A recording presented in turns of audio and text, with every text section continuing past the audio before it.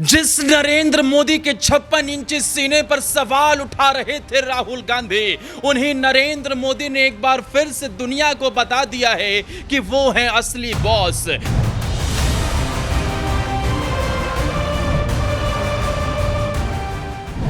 नरेंद्र मोदी का एक फोन, एक इशारा और 24 घंटे में ईरान और इजराइल का यह युद्ध रुक सकता है या फिर अपने निर्णायक मोड़ पर पहुंच सकता है।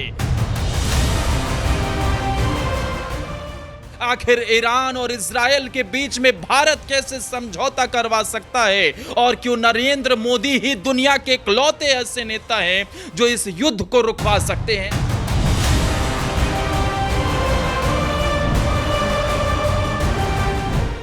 ना अमेरिका के जो बाइडेन है, ना रूस के पुतिन है, ना ही दुनिया का कोई और देश है जो इस युद्ध को रुकवा सके, लेकिन एक हिंदुस्तानी शेर ये दम रखता है जो दोनों देशों के बीच में सुलह करवा सकता है और एक बार फिर से दोनों को समझा सकता है। नरेंद्र मोदी ने अगर ऐसा करवा दिया तो समझिए यूएन के अंदर ही भारत की सीट पक्की हो जाएगी। एक बार फिर दुनिया में नरेंद्र मोदी शांति के सबसे बड़े दूत बन जाएंगे। उन्हें इसके लिए नोबेल पुरस्कार भी दिया जा सकता है और 56 इंची सीने पर सवाल उठाने वालों को मुंह तोड़ जवाब भी मिल सकता है। कैसे नरेंद्र मोदी यह कारनामा कर सकते हैं यह मैं आपको बताऊं, लेकिन उससे पहले जुमे की नमाज के दिन ही ईरान और इजराइल के बीच जारी जंग में नरेंद्र मोदी की भूमिका क्या हो सकती है वो जानने से पहले यह समझ लीजिए कि जुमे की नमाज का वो दिन होगा जिस दिन ईरान और इजराइल की यह लड़ाई अपने निर्णायक रूप में पहुंच जाएगी। या तो वहां से युद्ध रुक जाएगा या तो फिर ईरान इजराइल में हमले अपने तेज कर देगा और दुनिया फिर ऐसे दौर में पहुंच जाएगी जहां सिर्फ और सिर्फ तबाही और विनाश ही विनाश होगा। बिल्कुल ठीक सुन रहे हैं आप, क्योंकि खमेनी ने यह साफ तौर पर कह दिया है कि जुमे की नमाज के दिन वो खुद ही उसका नेतृत्व करेंगे। खमेनी ईरान के सुप्रीम लीडर हैं, उनका पद सबसे बड़ा है, उनके एक इशारे पर पूरे ईरान की हुकूमत चलती है और वो अगर एक इशारा कर दें तो उनके सैन्य ताकत पूरी दुनिया के किसी भी देश पर हमला करने की कुवत रखती है। और खमेनी का ही ये फाइनल अल्टीमेटम है कि जुमे की नमाज के दिन वो बाहर आएंगे, वो अपने वहां पर नेतृत्व करेंगे और उसके बाद वो कुछ बड़ा ऐलान कर सकते हैं। अब तक ये माना जा रहा था कि इजराइल के डर के चलते खमेनी बंकर के अंदर घुस गए हैं, उनका कुछ अता पता नहीं चल पा रहा है, किस बिल में घुस गए हैं कुछ पता नहीं चल पा रहा। लेकिन खमेनी ने यह साफ कर दिया कि जुमे की नमाज के दिन ही वो आर पार की इस जंग में कुछ नया ऐलान कर सकते हैं। आपको बता दें कि हमास से शुरू हुई यह लड़ाई हिजबुल्लाह से होते हुए ईरान पर आ गई है और अब ईरान और इजराइल के बीच में अगर जंग हुई तो यह मुकाबला बहुत बड़ा हो जाएगा और उसमें पूरी दुनिया प्रभावित हो जाएगी। क्या भारत, क्या अमेरिका, क्या चीन, क्या रूस, हर कोई इसकी जद में आ जाएगा। अरब देशों में भी हाहाकार मच जाएगा, खाड़ी देशों के अंदर तो बवाल मच जाएगा। इसके पीछे का सबसे बड़ा कारण है ईरान के अंदर तेल का भंडार। जी हां, ईरान पूरी दुनिया में करीब 10% के आसपास अकेले तेल का भंडारण करता है और इसके साथ ही भारत को भी ईरान बड़े पैमाने पर ऑयल और नेचुरल गैस एक्सपोर्ट करता है। ऐसे में भारत के ईरान से हमेशा से ही अच्छे रिश्ते रहे हैं, लेकिन यूक्रेन और रूस की जंग में तो नरेंद्र मोदी ने दोनों ही तरफ से सिचुएशन को टैकल कर लिया था। हालांकि इस बार उनके लिए चुनौती बिल्कुल भी आसान नहीं है, क्योंकि एक तरफ वो देश है जो सालों साल से भारत का दोस्त रहा है, दूसरी तरफ वो देश है जहां से भारत को टेक्नोलॉजी मिलती है, जहां से भारत को बड़े पैमाने पर हथियार मिलते हैं। ईरान से भारत को तेल मिलता है तो इजराइल अपनी टेक्नोलॉजी को ट्रांसफर करता है। बेंजामिन नेतन्याहू और नरेंद्र मोदी की अच्छी दोस्ती मानी जाती है, लेकिन ईरान के साथ विदेश मंत्री एस जयशंकर के दौरे ने यह बता दिया कि ईरान भारत का सबसे घनिष्ठ मित्र भी है। ऐसे में हिंदुस्तान का क्या रुख होगा उसे जरा समझ लीजिए, क्योंकि इजरायली थिंक टैंक भी अब ये मानने लगे हैं कि तेल अवीव यानी कि इजराइल की कैपिटल और तेहरान यानी कि ईरान की कैपिटल, इन दोनों के बीच में भारत एक ब्रिज का काम कर सकता है। हाल के सालों में नई दिल्ली ने जिस तरह से अंतर्राष्ट्रीय कूटनीति में खुद को साबित किया, उसने भारत की स्थिति को मजबूत कर दिया है।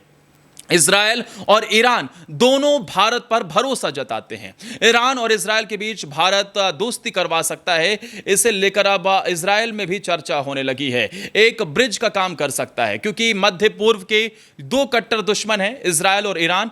अगर दोनों के बीच में जंग शुरू हुई तो मध्यस्थता के लिए दोनों पक्ष अगर कहीं भरोसा करेंगे तो वो ना चीन होगा, ना रूस होगा, ना अमेरिका होगा, बल्कि सिर्फ और सिर्फ भारत होगा। इजरायली थिंक टैंक का मानना है कि इसके पीछे एक मजबूत वजह है। ऐतिहासिक रूप से ईरान के साथ भारत के अच्छे संबंध रहे हैं।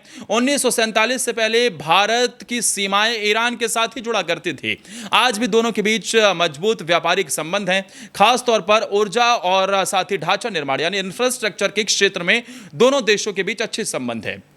भारत ने हाल ही में ईरान में स्थित रणनीतिक रूप से महत्वपूर्ण चाबहार बंदरगाह पर 10 साल के संचालन का अधिकार हासिल किया। इसके लिए उस वक्त अमेरिका ने भारत को लाल आंख जरूर दिखाई थी, लेकिन हिंदुस्तान डरा नहीं और चाबहार बंदरगाह का ये जो समझौता है वो साइन हुआ।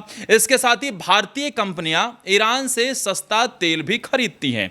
इसी दिशा में भारत और ईरान के बीच में अच्छे रिश्ते हैं, लेकिन हाल के सालों में इजरायल के साथ संबंधों को भारत की मजबूती मिली है। दोनों के बीच मजबूत रक्षा सहयोग भी स्थापित हुआ है। यरूशलेम स्ट्रेटेजिक ट्रिब्यून में एक लेख के मुताबिक हाल ही में इजरायल के विदेश मंत्री इजरायल कॉट्ज ने अपने भारतीय समकक्ष यानी कि एस जयशंकर से बात की थी। कॉट्ज ने रिवोल्यूशनरी गार्ड्स को आतंकवादी संगठन के रूप में घोषित करने की मांग की थी। साथ ही ईरान के मिसाइल कार्यक्रम पर प्रतिबंध लगाने की वकालत भी की थी। आपको बता दें कि रिवोल्यूशनरी गार्ड्स जो हैं वो ईरान के सैनिक कहे जाते हैं और उन्हीं पर प्रतिबंध लगाए जाने की मांग, उन पर कंट्रोल करने की मांग की गई थी इजरायल की तरफ से।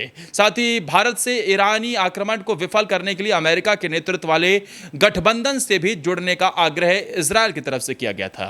लेकिन इजरायल से युद्ध कर ईरान नहीं बच सकेगा। खोमेनी की सेना के संस्थापक ने भी इस बुरे मामले पर यह कह दिया है। भारतीय प्रधानमंत्री नरेंद्र मोदी ने 7 अक्टूबर को इजरायल में हुए नरसंहार की कठोरता से निंदा की थी।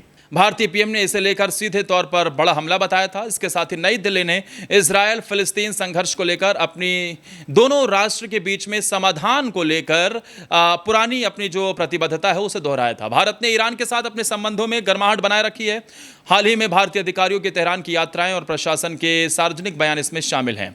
अब अगर भारत ऐसा दोनों देशों के बीच में करवाता है तो भारत को क्या मिलेगा? इसी साल जनवरी में भारत के विदेश मंत्री एस जयशंकर ईरान की 2 दिवसीय यात्रा पर थे।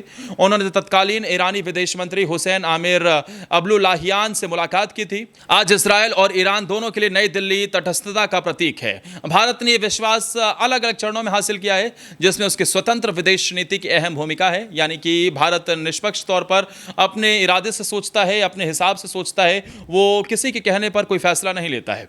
जैसे जैसे इजरायल और ईरान के बीच तनाव बढ़ता जा रहा है, भारत संभावित संघर्ष में ब्रिज का काम कर सकता है, दोनों के बीच में संघर्ष रुकवाने का काम कर सकता है। नई दिल्ली के लिए भी फायदेमंद होगा, क्योंकि यह भूमिका संयुक्त राष्ट्र में उसके स्थायी सीट की मांग को और मजबूत कर सकती है। यानी कि अगर भारत दोनों देशों के बीच में युद्ध रुकवाने में कामयाब हो गया तो नरेंद्र मोदी की जिंदगी की यह सबसे बड़ी उपलब्धि होगी और भारत के लिए भी एक बहुत बड़ा यह फैक्टर होगा। इसके साथ ही भारत यूएन में अपनी स्थायी सदस्यता के लिए मजबूत दावा ठोक सकता है और हो सकता है कि भारत को इसके बाद यूएन की स्थायी सदस्यता मिल भी जाए।